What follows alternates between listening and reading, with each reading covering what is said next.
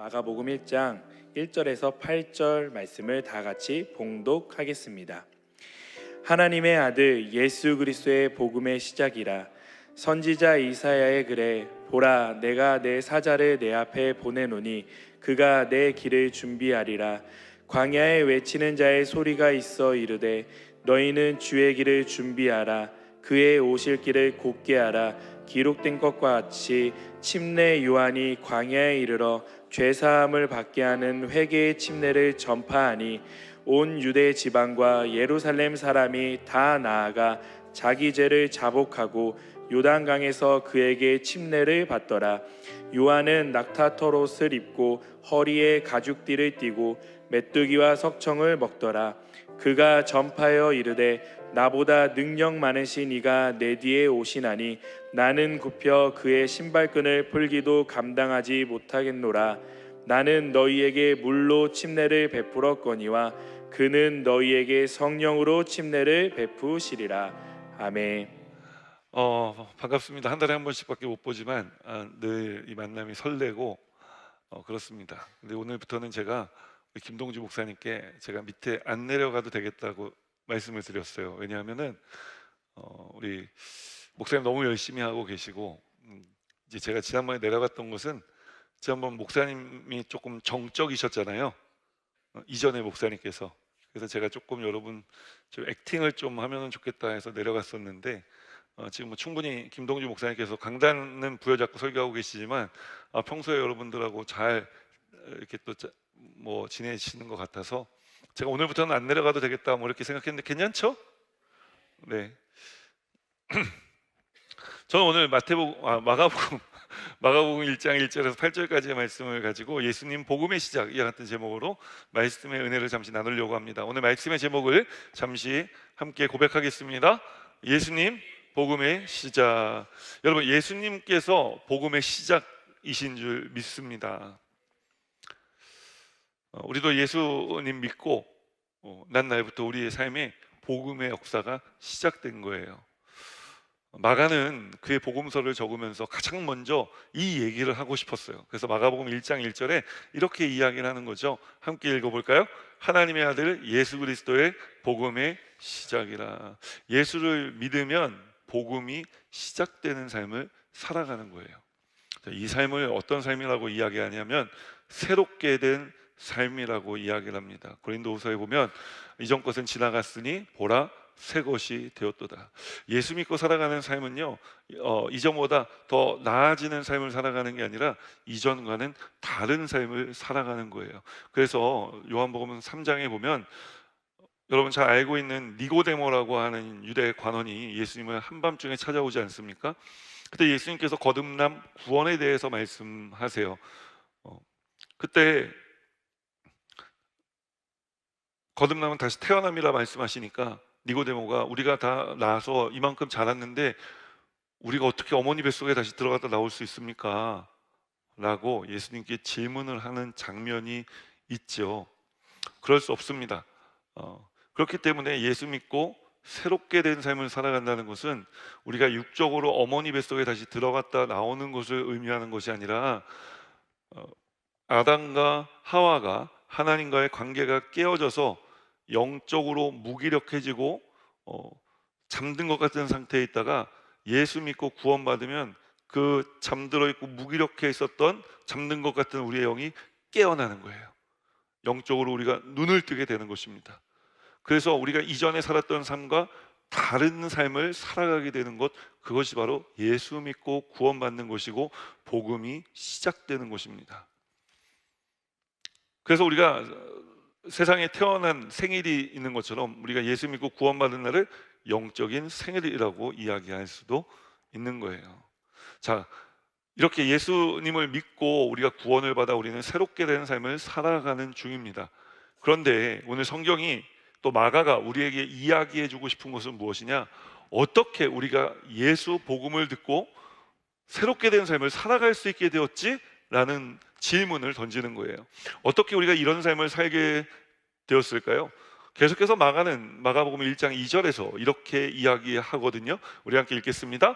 선지자 이사야의 글에 보라, 내가 내 사자를 내 앞에 보내노니 그가 내 길을 준비하리라. 선지자 이사야를 통해 하나님 미리 말씀해 주신 거예요. 뭐예요? 예수님이 오시기 전에 주의 사자를 앞서 보내시겠다 말씀한 거예요. 그래서 이 사자를 통해 주님이 오시고 예수님께서 오실 것이고 복음이 시작될 것이라는 것을 알게 해 주셨다라고 이야기를 하는 거예요. 자, 그 사람이 누구죠? 예수님 앞서 오셨던 사람. 마가는 계속해서 침례 요한에 대한 이야기로 이어갑니다. 그렇기 때문에 이사야 선지자 글에 하나님께서 먼저 보내시겠다 약속하셨던 그 사람은 첫 번째로는 침례 요한인 것이고, 두 번째로 이제 우리의 삶의 이야기로 이야기를 가져왔을 때 우리가 어떻게 예수 믿고 구원받고 새롭게 된 삶을, 복음이 시작된 삶을 살아갈 수 있었죠? 우리보다 앞서 예수를 믿은 누군가가 저와 여러분에게 복음을 전해 주었기 때문에 우리는 이 새롭게 된 삶을 살아갈 수 있게 된 것입니다. 자, 그러면 우리는 이제 어떤 삶을 살아가야 할까요? 누군가에 의해 누군가가 전한 복음을 듣고 우리가 예수 그리스도를 구주로 고백하고 새롭게 된 삶을 살게 되었다면 우리도 당연히 아직 예수를 알지 못하는 이들에게 나아가 이 복음 전하고 듣게 하고 알게 해서 믿게 되고 복음이 시작되는 새로운 삶을 살아가도록 도와야 할 줄 믿습니다. 그래서 오늘은 말씀을 통해서 침례 요한이 예수님 오시기 전에 하나님 보내신 사자로서 어떤 복음을 외쳤는지에 대해서 함께 말씀의 은혜를 나누기 원하는 거예요. 첫 번째로 하나님께서 침례 요한을 주의 사자로 보내어 예수님 오시는 그 과정을 준비하게 하셨는데, 그 첫 번째로 준비하게 하셨던 과정이 무엇이냐? 주의 길을 준비하라는 것이었습니다. 함께 고백합니다. 주의 길을 준비하는 것입니다. 여러분, 침례 요한이 별명이 하나 있어요. 침례 요한 별명이 뭐냐? 광야에서 외치는 소리입니다. 침례 요한은 잠잠하지 않았습니다. 주의 사자로 와서 이제 우리 옛날에 드라마에 보면은, 사극 드라마에 보면은 허이 물러거라, 대감마님 행차하신다, 뭐 이런 거, 허이 물러거라, 이런 것처럼 그 역할을 감당한 거예요. 이 역할을 감당한 사람이 어이 물러거라, 어이 예수님 오신, 대감마님 오신다, 이렇게 얘기했겠습니까? 허이 물러거라, 허이 물러거라, 이렇게 크게 외치지 않았겠어요? 침례 요한이 맡았던 일은 바로 이렇게 외치는 일이었습니다. 그가 어떤 외침을 했느냐? 주님 오실 길을 준비하라고 외쳤다고 이야기하는 거예요. 오늘 본문 2절로 3절 말씀 함께 읽겠습니다. 선지자 이사야의 글에 보라, 내가 내 사자를 내 앞에 보내노니 그가 내 길을 준비하리라. 광야에 외치는 자의 소리가 있어 이르되 너희는 주의 길을 준비하라, 그의 오실 길을 곧게 하라. 기록된 것과 같이 주의 길을 준비하라, 주님 오실 길을 곧게 하라 라고 외쳤다는 거예요. 그 말은 무슨 말입니까? 주님 오실 길이 수풀이 우거져 있다는 것을 말하는 것입니다. 주님 오실 길이 곧지 못하고 굽어 있다는 것을 말하는 거예요. 여러분, 오늘 우리가 예수 믿고 구원받을 수 있었던 것은 누군가가 우리에게 전한 복음을 듣고 내가 주님께로 나아가는 길을 곧게 하고 그 길을 준비했기 때문에 우리가 예수를 믿고 구원받을 수 있었던 것입니다. 침례 요한이 사실 이 주의 길을 준비하라고 외쳤을 때 많은 사람들이 그가 외치는 소리를 듣고 침례 요한 주변에 모였었어요. 모여서 저가 무슨 이야기를 하는가 들었다고요. 침례 요한이 하는 이야기를 들을 때 하나님께서 그 외침에 역사하셔서 모인 사람들이 오실 예수님을 기대하게 한 것입니다. 여러분, 복음은 들으면 기대하게 되어 있습니다. 왜냐하면 복음은 죽이는 말씀이 아니라 복음은 살리는 말씀이기 때문에 그런 것입니다. 복음이신 예수님은 우리를 사랑하시고 살리기 위해서 오신 것이고, 그렇기 때문에 그 복음이신 예수님에 대한 이야기를 들으면 우리의 삶 속에 기대가 일어나는 거예요. 소망이 생겨나는 줄 믿으시기를 주님의 이름으로 축원합니다. 성경을 읽어보면 예수님께서 스스로 내가 너희에게 온 것은 이 일을 행하기 위함이다 라고 말씀하시는 장면이 나오는데, 누가복음 4장 18절로 19절 말씀이거든요. 우리 함께 읽어볼까요? 주의 성령이 내게 임하셨으니 이는 가난한 자에게 복음을 전하게 하시려고 내게 기름을 부으시고 나를 보내사 포로된 자에게 자유를, 눈먼 자에게 다시 보게 함을 전파하며 눌린 자를 자유롭게 하고 주의 은혜의 해를 전파하게 하려 하심이라 하였더라. 여러분, 여기서 가난한 자를 어떻게 해요? 가난한 자들에게 복음을 전하게 하셨다는 거예요. 여기서 이 가난이라는 것은 상대적인 가난을 이야기하는 게 아닙니다. 상대적인 가난을 말하는 페니크로스라고 하는 헬라어 단어가 있었어요. 그러나 예수님께서 말씀하신 가난을 말씀하실 때는 심령이 가난함, 이 심령의 가난은 푸토코스입니다. 절대적인 가난함이에요. 누군가 내 삶을 비교해 가난한 게 아니라 심령이 다 망한 사람들입니다. 소망이 없는 사람들이라는 거예요. 그 사람들에게 뭘 준다는 거예요? 복음을 전하게 하시려고. 복음을 받으면 어떻게 되니까요? 살아나니까요. 다 망했던 인생이 다시 살아날 수 있는 유일한 방법, 여러분, 복음밖에 없는 것입니다. 소망이 끊어진 사람이 소망을 다시 가지고 살아갈 수 있는 방법, 자살을 생각하던 사람이 자살을 멈추고 다시 살아보기로 마음 먹게 되는 순간, 그 순간은 어떤 순간이냐? 주의 길을 준비하라, 주의 길을 곧게 하라. 주님이 당신을 사랑하셔서 지금 당신에게 오고 있다. 여러분이 외치는 것입니다. 또 포로된 자에게 자유를 주시기 위해서 오셨다고 말씀하는 것입니다. 그리고 눈먼 자, 우리 영적으로 눈멀었던 우리들의 영적인 눈을 뜨게 하시고 주님 보게 하시고 주님께 가까이 가게 하시며 주님과 교제하게 하시고, 그래서 주님과 교제 가운데 우리는 풍성한 영적인 복을 누리며 살아가게 되는 거예요. 사랑하는 여러분, 우리는 이미 2000년 전에 오신 예수님에 대한 이야기를 듣고 있는 것입니다. 그러나 우리는 또 동시에 다시 오실 주님을 기다리는 삶을 살아야 할 줄 믿습니다. 요한복음 21장 4절에 보면 이런 말씀이 있습니다. 모든 눈물을 닦아주시니 다시는 사망이 없고 애통하는 것이나 곡하는 것이나 아픈 것이 다시 있지 아니하리니 처음 것들이 다 지나갔음이로라. 주님이 오시면 우리의 삶에 이런 일이 일어난다고 말씀하는 거예요. 여러분, 오늘 예수 믿고 구원받아 이런 삶 우리가 살아야 됩니다.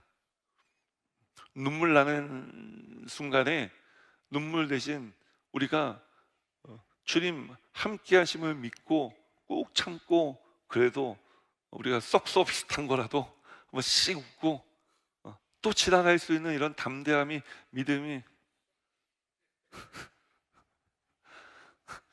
있어야 될 줄 믿습니다.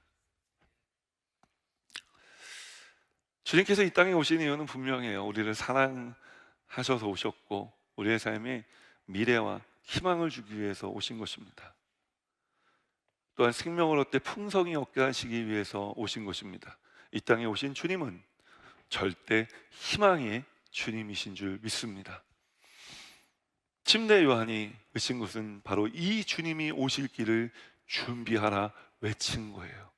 우리 클레마 대학 청년부 지체들이 이 외침하며 살아가게 되기를 주님의 이름으로 축원합니다.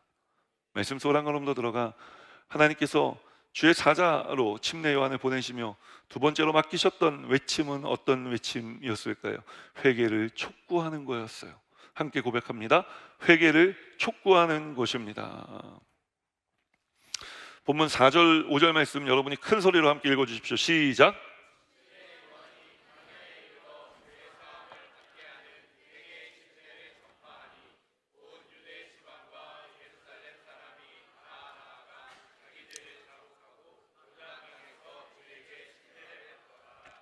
네, 침례 요한은 광야 같은 인생을 살아가고 있는 사람들에게 이제 주님 오실 길을 준비하라, 주님 오실 길을 곧게 하라 외친 것에 이어 회개를 촉구합니다. 회개하라. 회개란 말은 헬라어로 메타노이아라는 말이에요. 메타노이아라는 말은 원래 뜻은 이런 것입니다. 180도 바뀌는 거예요. 그리고 깨닫고 깨달은 대로 살아가는 게 이게 메타노이아입니다.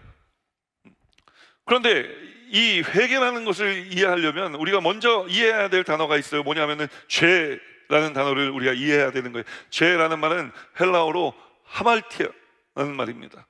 근데 이 죄라는 말은 뭐냐면은 어떤 사람이 화의 시위를 당겨 화살을 쐈어요. 근데 이 화살이 관역을 빗나가 날아가는 거예요. 이게 하말티아 죄라는 거예요. 하나님을 향해 날아가야 될 우리의 인생이 잘못된 방향으로 가고 있다는 것, 여러분 이게 죄라고 성경은 이야기하는 거예요. 자, 그런데 이 죄가 스스로 죄된 나의 삶의 방향이 내 스스로 방향을 바꿀 수 있습니까? 바꿀 수 없죠. 왜? 좀 전에 이것은 죄라는 것은 관역을 빗나가 날아가는 화살과 같은 것이라 말씀드리지 않았습니까? 화살은, 날아가는 화살은 스스로 방향을 바꿀 수가 없는 거예요. 그래서 하나님께서 우리에게 우리 스스로 바꿔지지 않는, 바꿀 수 없는 인생의 문제, 이 죄의 문제를 해결해 주시기 위해서 요구하시는 것이 무엇이냐? 회개를 요구하시는 거예요. 회개하는 순간 어떤 일이 일어나느냐? 하나님께서 구원의 바람을 불어주시고 성령의 바람을 불어주셔서 관역을 빗나가던 우리 인생을 다시 관역으로 날아가도록 맞춰주시는 것입니다. 이것은 마치 우리가 스스로 할 수 없는 우리의 삶이 완전히 뒤바뀌어지는 놀라운 역사에 대해 이야기하는 거예요. 여러분 기억하십시오. 회개하면 하나님 회복의 역사가, 구원의 역사가 시작되는 것입니다. 그런데 어떤 사람들은, 어떤 청년들은, 또 어떤 예수 믿는 사람들은 이런 집회 가서 여러분 우리가 회개해야 됩니다라고 이야기하면 그 말을 거부감을 가진 분들이 있어요. 왜냐하면 내가 이미 예수 믿고 구원받았는데 무슨 회개를 해야 된단 말이냐라는 것이죠. 여러분 저는 회개할 것 같습니까? 안 할 것 같습니까? 저는 매일 회개합니다. 매일 주님의 손을 놓치기도 하고, 매일 주님을 잊어먹는 삶의 순간을 지나기도 하고, 또 원치 않지만 저도 모르게 막 이렇게 감정이 막 추스러지지 않아서 막 이런 이렇게 좋지 않은 말이 나갈 때도 있어요. 좋지 않은 행동을 할 때도 있어요. 여러분 그건 회개해야 될 일입니까? 아닙니까? 회개해야 될 일이잖아요. 또 우리 목사님은 저렇게 세속적이구나, 나는 안 그러는데. 여러분 다 내용은 다르지만 우리도 하나님 앞에 죄짓고 살아갈 때가 있는 거예요. 하루에도 수없이 많은 죄를 우리는 저지르고 살아가는 거예요. 죄는요 다른 것이 아니에요. 죄는 내가 어떤 행동을 해서, 무단횡단을 해서, 여러분 그것만 죄가 되는 게 아니에요. 죄라는 것을 설명하려면요 우리의 존재를 얘기해야 돼요. Human being, 우리의 존재가, 우리의 spiritual being, 우리의 영적인 존재가 하나님과 연결돼 있느냐 그렇지 않느냐, 여러분 이게 죄인지 아닌지를 구분짓는 거예요. 우리가 어떤 단순한 행동으로 죄를 짓는 것, 여러분 그게 문제가 아니라는 거예요. 하나님과 관계가 끊어지면 우리는 그 죄 지은 상태에 있는 것이고, 하나님과 연결돼 있어 회개를 통해 하나님께서 연결해 주시고 붙잡아 주시는 삶을 살아가면 그럼에도 불구하고 우리는 구원받은 삶을 살아가는 거예요. 그래서 우리는 끊임없이 회개해야 돼요. 근데 회개하는 것이 사실 쉽지 않을 때도 있습니다. 성경에 보면 요나라고 하는 선지자가 나와요. 이 요나 선지자는 하나님께서 시대 가운데 기름 부어 세우신 선지자입니다. 요나 선지자가 활동할 때는 북이스라엘이 아수르에게 멸망당했을 때예요. 그러니까 우리에게는 좀 청년이니까 여러분 어떻게 생각하실지 모르겠지만 저 때는 일본이 그런 나라였어요. 북한하고 일본하고 축구 경기를 하면은 북한 이겨라 하지 일본 이겨라 안 한다고요. 우리나라가 전 세계에서 꼴찌를 해도 돼. 근데 일본한테는 지면 안 돼. 이런 묘한 정서가 있잖아요. 왜냐면 일본이 우리를 강점했던 적이 있기 때문에. 그래서 일본이 정서적으로 많은 한국 사람들에게 이렇게 좀 받아들여지지 않는 나라들이에요. 그런데 하나님께서 그 북이스라엘을 멸망시킨 아수르, 정서적으로 요나가 절대 받아들일 수 없는 그 나라 수도에 가서 내가 걔네들이 악을 행하는 것을 더 이상 참지 못하겠으니 너는 가서 회개를 선포해라 이야기합니다. 요나가 빡쳤습니다. 그래서 니느웨로 가야 되는데 니느웨로 안 가고 열받았잖아요. 그래서 열받아서 반대편으로 가는 배, 다시스로 가는 배를 타버린 거예요. 그리고 하나님이 혹시 자기를 찾을까 봐 배 가장 밑바닥에 내려가 잠을 청합니다. 그 사이에 다시스로 가는 배, 지중해를 건너가는 배였는데 엄청난 풍랑이 불어닥칩니다. 그래서 배 위에 있던 사람들은 이게 무슨 영문인지 몰랐어요. 그래서 막 배에 기물을 갖다 버리고, 두 번째는 이제 자기네들이 뭐 무역하러 가던 사람들 자기 물품들이 있을 거 아닙니까? 그런 것들도 다 내버릴 동안 풍랑이 멈춰지지가 않는 거예요. 살 소망이 끊어져 가고 있던 그때 배 밑창에서 디비 자던 요나 선지자께서 눈을 비비면서 배 위로 올라와 봅니다. 배 위에 올라가 보니 난리 속입니다. 근데 선지자잖아요. 선지자니까 왜 이런 풍랑이 일어났는지 대번에 딱 알아챈 거예요. 아, 이거 나 때문에 하나님이 나를 찾으시는구나. 여러분, 우리 하나님은요 이런 분이십니다. 요나 한 사람 찾으려고 지중해를 흔드시는 분이십니다. 하나님께서 여러분을 찾을 때도 그렇게 찾으실 수 있어요. 세상이 다 무너지는 것 같이 해서 여러분을 뽑아 올리실 때가 있는 것입니다. 그러니까 요는 무엇이냐? 하나님께서 말씀하실 때, 좋게 말할 때 듣는 게 좋다, 이런 내용이고요. 아무튼 그래서 이 요나 선지자가 나 때문에 이런 일이 벌어졌구나 생각을 하고 사람들에게 이야기합니다. 여러분, 제가 물에 빠지겠습니다. 그러면 하나님께서 이 풍랑을 그쳐주실 것입니다. 제가 대신 벌을 받겠습니다. 근데 여러분, 이렇게 절박하게 얘기하는데 배 안에 탄 사람 중에 성경을 보면 아무도 요나 선지자를 막아서는 사람이 없어요. 얼마나 외롭습니까? 그렇게 외롭게 심청이가 인당수에 몸을 던지는 것처럼 요나 선지자 몸을 던졌어요.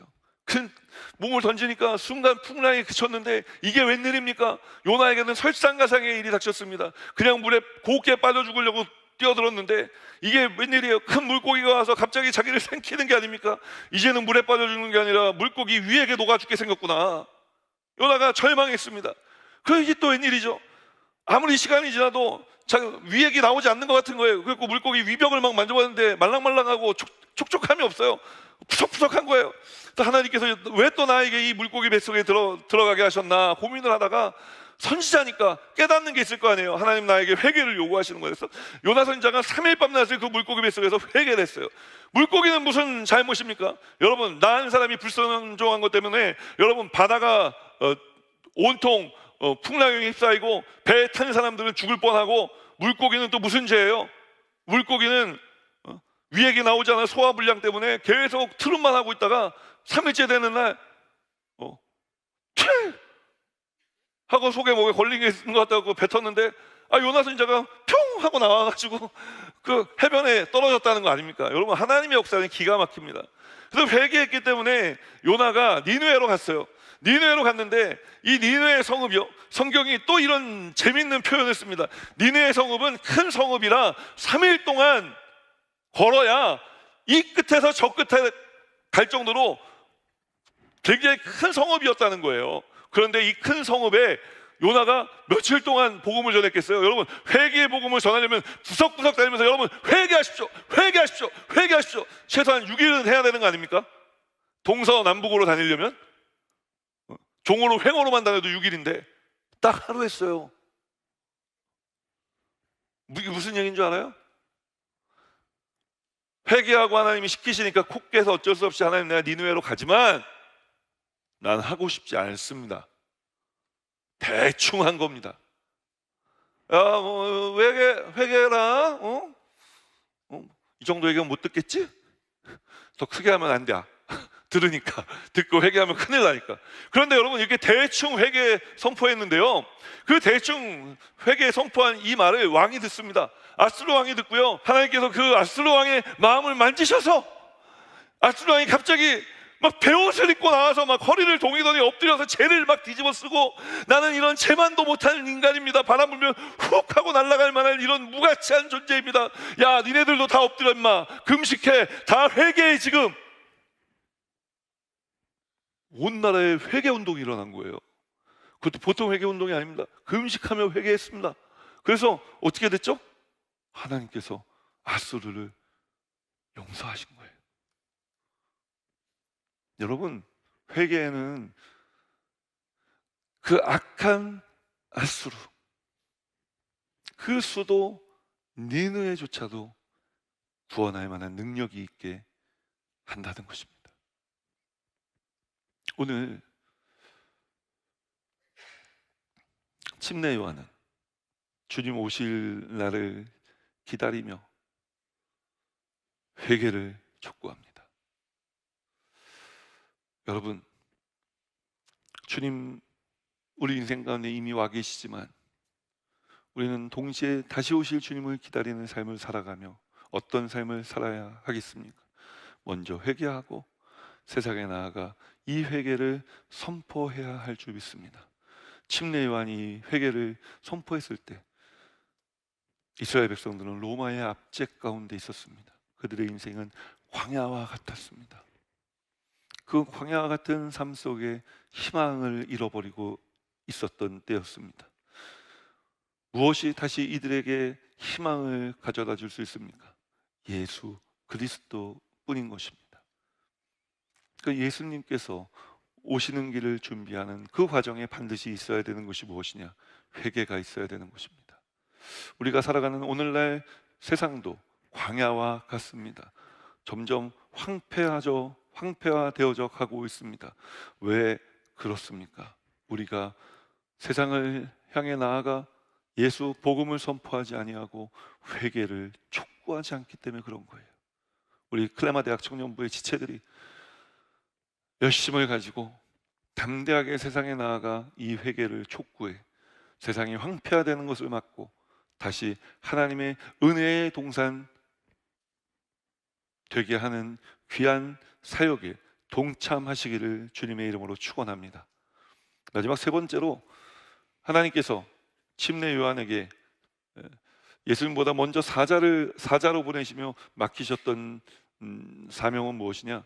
성령 침례를 알게 하는 거였어요. 함께 고백합니다. 성령 침례를 알리는 것입니다. 8절 말씀 함께 읽겠습니다. 나는 너희에게 물로 침례를 베풀었거니와 그는 너희에게 성령으로 침례를 베푸시리라.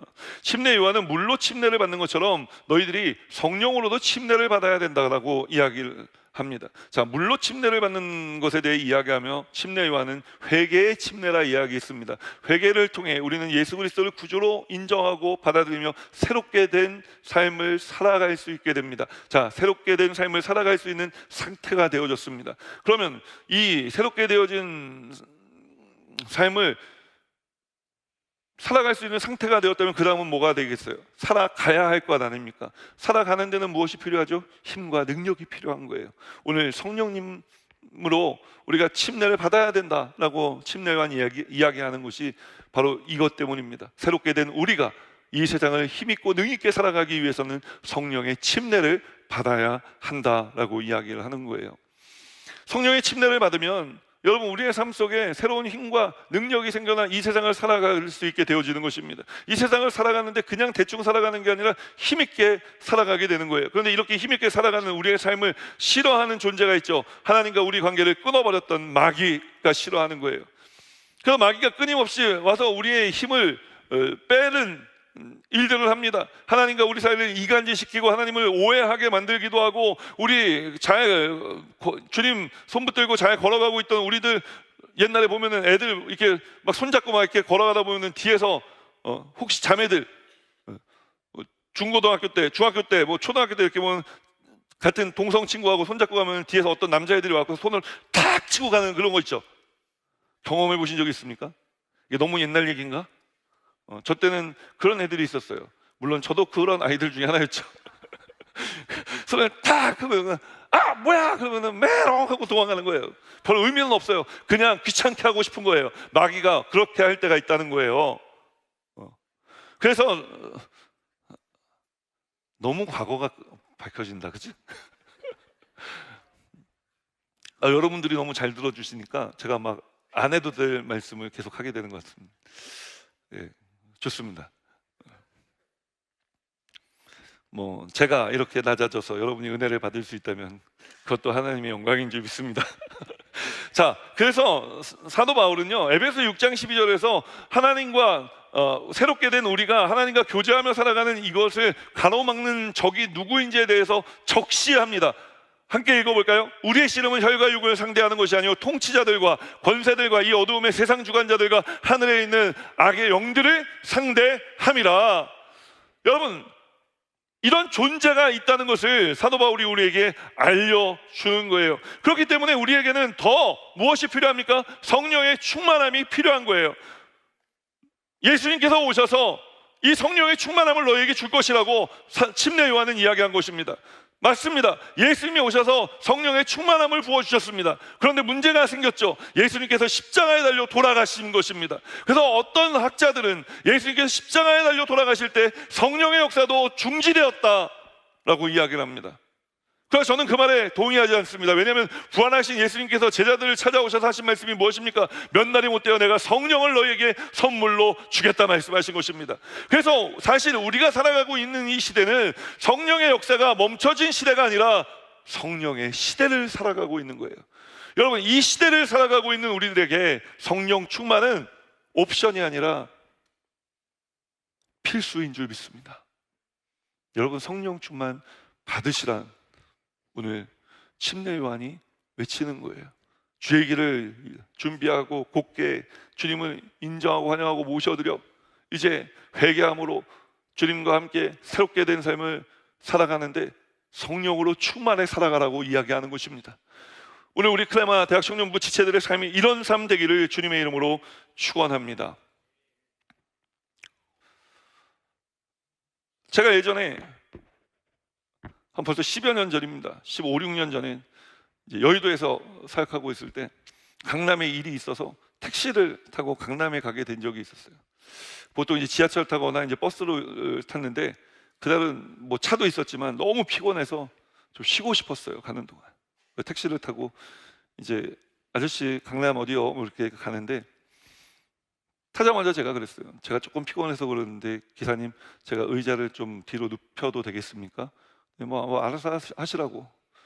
별로 무관심하더라고요. 그래서 의자를 이렇게 제끼고 자려고 하는데 왜 그 사람이 느낌상 쎄한 거 있잖아요. 그 제가 기사님 쪽으로 이렇게 눈을 살짝 뜨고 이렇게 쳐다봤어요. 새눈으로. 근데 뭐 별로 표정이 안 좋아 보이시는 거예요. 그때 아유 모르겠다. 나 피곤하다. 오늘 무슨 원래 택시 같은 거 타고 그러면 전도하거든요. 저도. 근데 이렇게 아유 전도는 무슨 전도 오늘은 좀 쉬자 그러고 있는데 또 느낌이 좀 부담되고 좀 너무 안 좋은 거예요. 그래서 눈을 뜨고 저 기사님 혹시 무슨 일 있으세요? 했더니 대꾸도 안 하시는 거예요. 제가 좀 낯빛이 별로 좋지 않아 보이셔서 좀 여쭤보는 건데 무슨 일이 있으시냐고 몇 번 여쭤봤어요.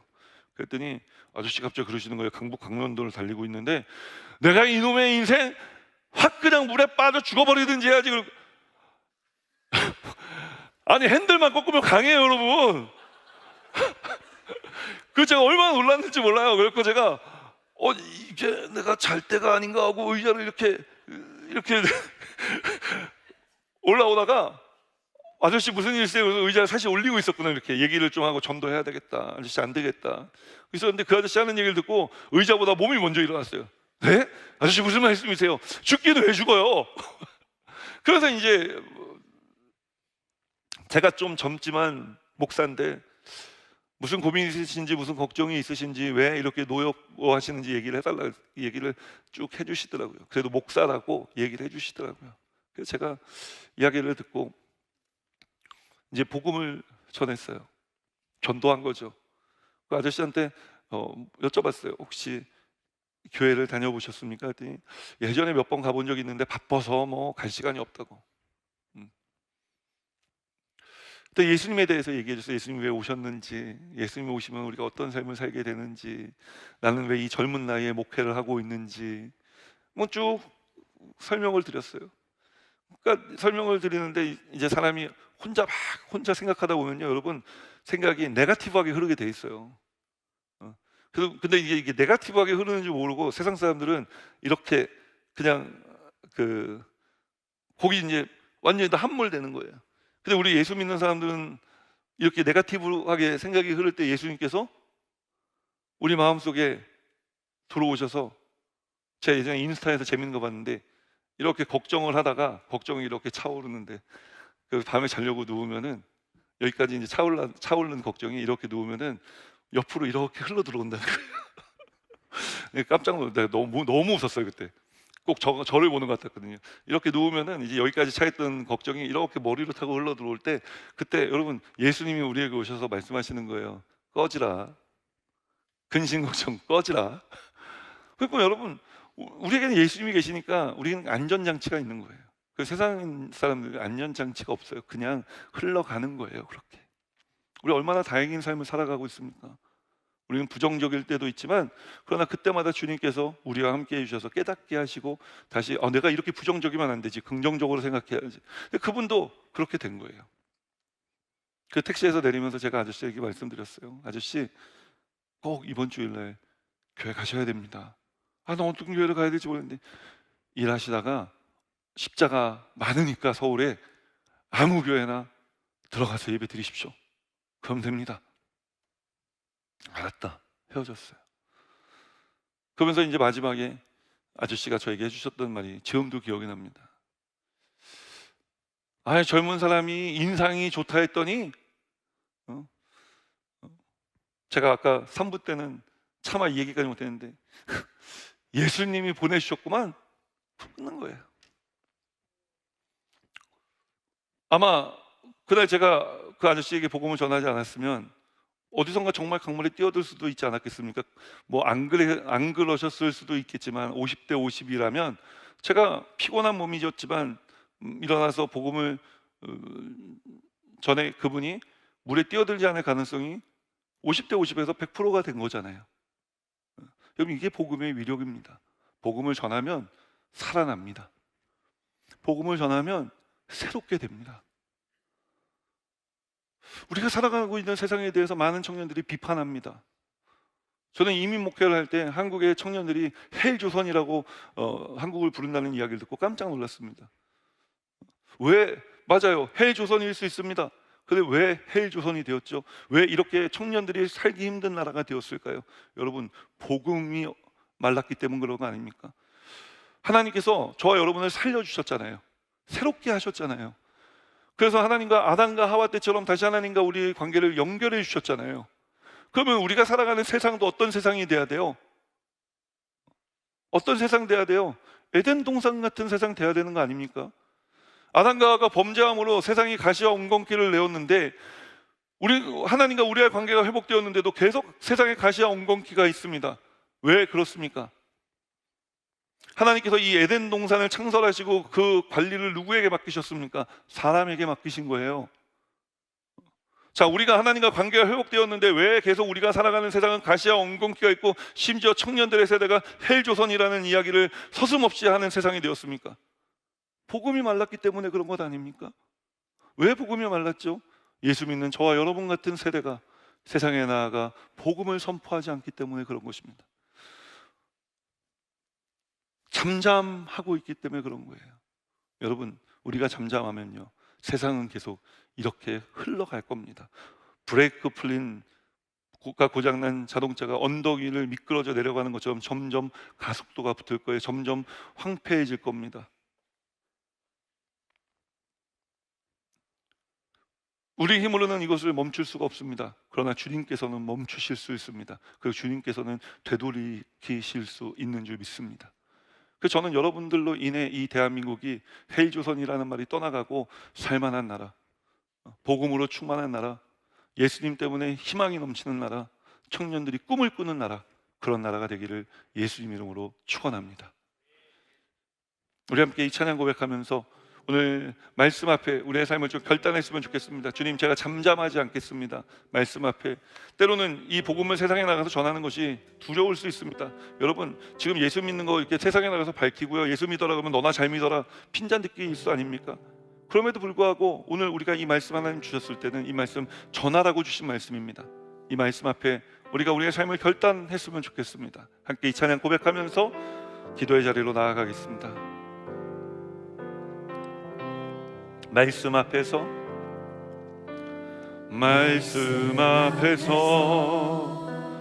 경외함으로 주께 홀로 섭니다. 생명의 말씀 읽고 순종해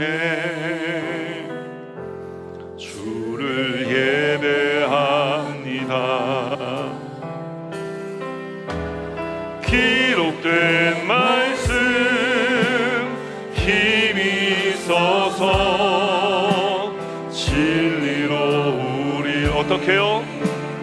거룩해 하며 거룩한 말씀 세세 영원히 복음이 되어 말씀하시네. 하나님 말씀에 두려워